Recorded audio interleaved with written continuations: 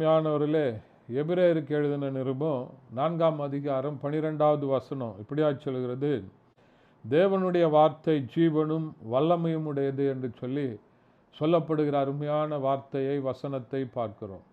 தேவனுடைய வார்த்தையில் ஜீவன் இருக்கிறது, அது வல்லமை இருக்கிறது என்று பார்க்கிறோம். இந்த வேதத்தில் இருக்கிற எல்லா வார்த்தைகளும் பரிசுத்த ஆவியானவர்னாலே அருளப்பட்டு அது தேவனாலே சொல்லப்பட்ட தேவனுடைய வார்த்தைகளாக இருக்கிறது. இந்த தேவனுடைய வார்த்தையில் ஜீவன் இருக்கிறது என்று சொன்னால் அது உயிர் இருக்கிறது. ஜீவன் என்று சொல்லும்போது அது உயிர். அந்த வார்த்தையில் உயிர் இருக்கிறது. வேதத்தில் வாசிக்கிற ஒவ்வொரு வார்த்தைகளுக்கும் அது உயிருள்ளதாக இருக்கிறது. அது ஒவ்வொரு நாளும் நம்மை உயிர்ப்பிக்கிறதாக இருக்கிறது. சாவுக்கு ஏதுவான நம்முடைய சரீரங்களை அது உயிர்ப்பிக்கிறதாக இருக்கிறது.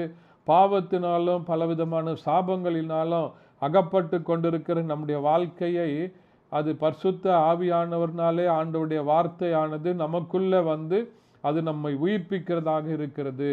இந்த உலகத்தின் எல்லா காரியங்களும் இருந்தும் உங்களையும் என்னையும் மீட்டெடுப்பதற்கு அது வல்லமையுடையதாக இருக்கிறது என்று பார்க்கிறோம். இந்த அருமையான ஆண்டவருடைய வார்த்தைகளை விசுவாசித்து ஆண்டவருடைய வார்த்தையின் மேலே நம்பிக்கை வைத்து ஆண்டவருடைய வார்த்தையினால தரப்படுகிற ஜீவனையும் வல்லமையும் பெற்றுக்கொண்டவர்களாக ஆண்டவருக்குள்ள நீங்கள் இருக்கும்போது ஆண்டவர் உங்களை கொண்டு பெரிய காரியங்களை செய்ய உண்மையுள்ளவராய் இருக்கிறார். ஜெபிக்கலாமா? பரிசுத்த பிதாவே, உம்மை துதிக்கிறோம், உம்மை ஸ்தோத்தரிக்கிறோம். உடைய வார்த்தையில் இருக்கிற வல்லமை ஜீவன் ஒவ்வொருவருக்குள்ள இறங்கி அற்புதங்களை செய்வதாக இயேசுவின் நாமத்தில் பிதாவே, ஆமென்.